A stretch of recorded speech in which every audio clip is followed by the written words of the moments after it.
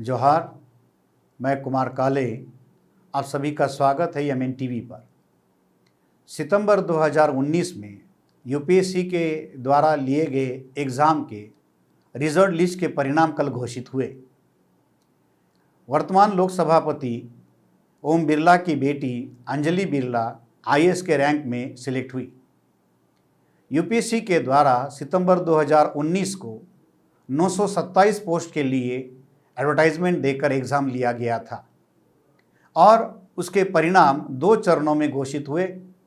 पहली list 829 candidate की 4 अगस्त 2020 को घोषित हुई और कल बचे हुए 89 कैंडिडेट की लिस्ट घोषित की गई। आपको याद होगा, सितंबर 2019 में यूपीएससी के द्वारा 927 पोस्ट के लिए एग्ज़ाम कंडक्ट की गई थी, उसका एडवर्टाइजमेंट दिया गया था।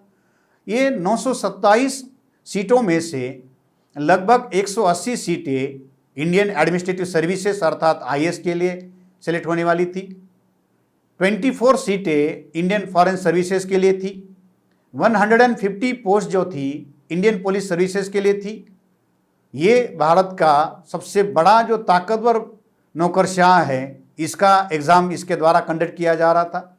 उसके साथ साथ में 436 सीटें ग्रुप ए की सर्विसेज में होने वाली थी और ग्रुप बी की सर्विसेज में लगभग 135 सीटों का एग्ज़ाम हो रहा था। 927 सीटों में अगर हम लोग कैटेगरी वाइज अगर उसमें रिप्रेजेंटेशन देखें तो जनरल कैटेगरी के लिए 397 सीटें थी। ईडब्ल्यूएस के लिए ये कोटा पहली बार यूपीएससी में लागू किया गया था, तो उसमें 83 सीटें थी। ओबीसी के लिए 251 सीटें थी। शेड्यूल कास्ट के लिए 129 सीटें थी और आदिवासियों के लिए, शेड्यूल ट्राइब के लिए कुल 67 सीटें रिजर्व थी।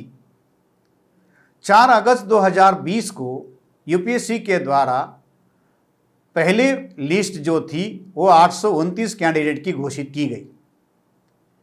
एग्ज़ाम के हिसाब से कुल 927 कैंडिडेट के रिजल्ट घोषित करने चाहिए थे, मगर यूपीएससी के द्वारा एक रिजल्ट लिस्ट जारी की गई और उसमें 182 कैंडिडेट्स को रिजल्ट लिस्ट में रखा गया और केवल 829 सीटों के ही रिजल्ट घोषित किए गए।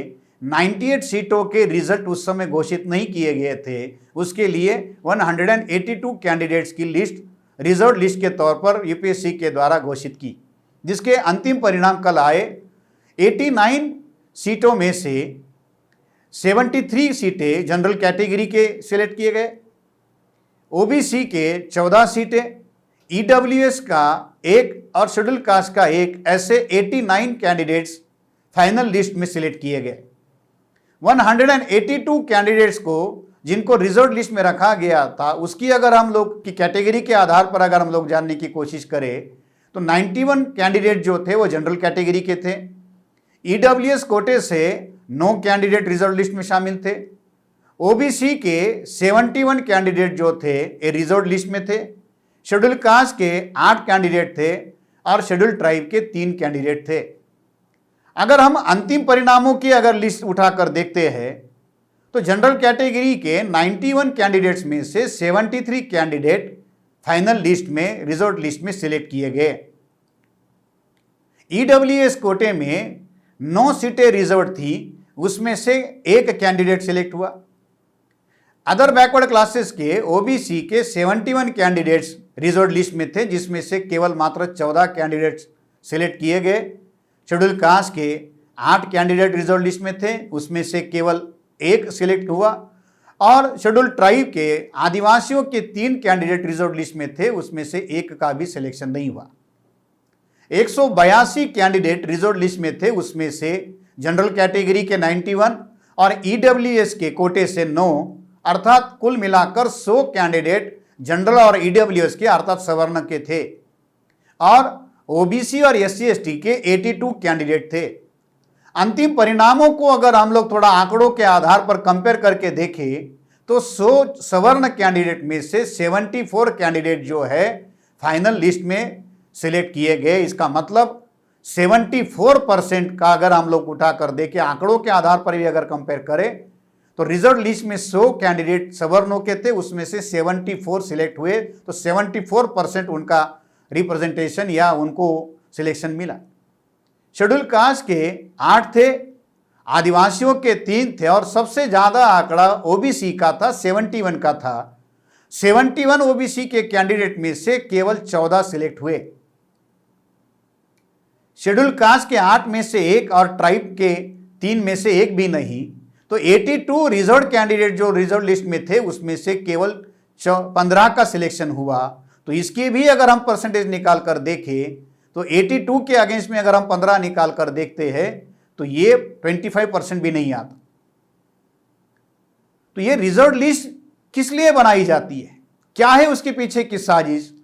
पहले भी इसके ऊपर बहुत बड़ा हंगामा हुआ था और उस समय एक आशंका जताई गई थी।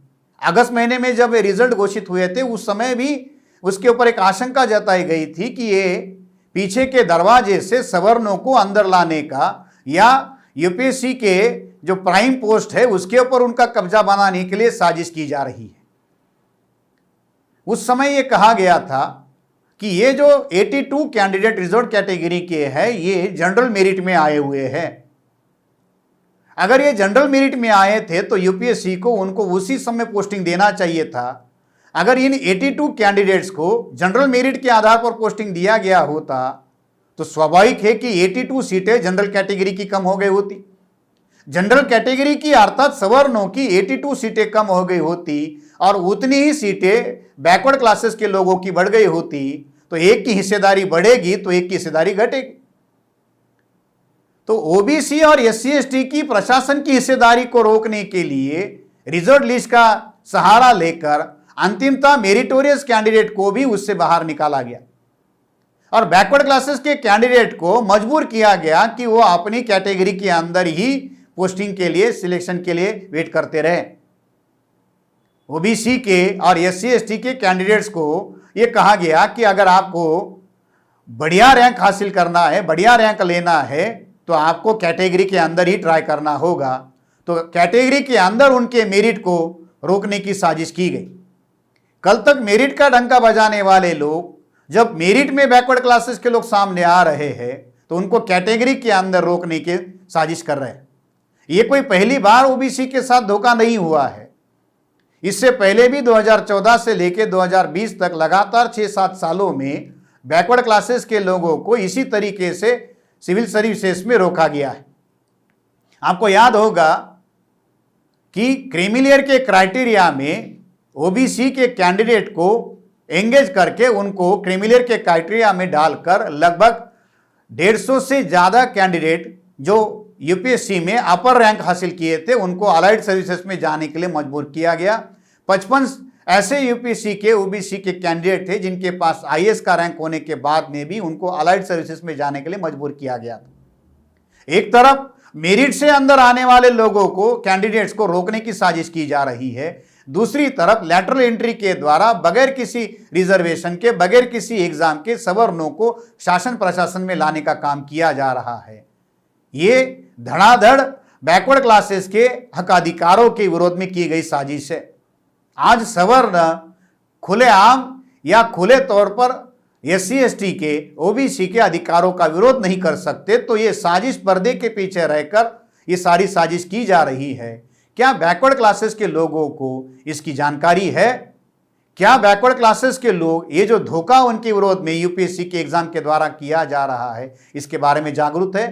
ये 67 का संख्या जो है ये आंकड़ों के हिसाब से आपको कम लगता होगा, मगर ये संख्या का मामला नहीं है, ये शासन प्रशासन की हिस्सेदारी और वो भी सर्वोच्च स्तर की हिस्सेदारी का मामला है। क्योंकि यूपीएससी की एग्जाम से, सिविल सर्विसेज के एग्जाम से देश के सबसे बड़े ताकतवर नौकरशाह चुने जाते हैं।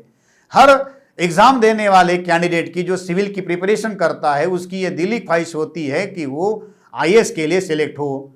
तो वो सबसे ताकतवर नौकरशाह की हिस्सेदारी को रोकने की साजिश सवर्णों के द्वारा की जा रही है। इसके बारे में बैकवर्ड लोगों के पास कोई जानकारी नहीं है। क्या इसके बारे में, इस धोखे के बारे में, इस साजिश के बारे में बैकवर्ड क्लासेस के लोग जागृत है? यही सवाल आपके सामने खड़ा करते हुए मैं आप सबकी विदा लेता हूं।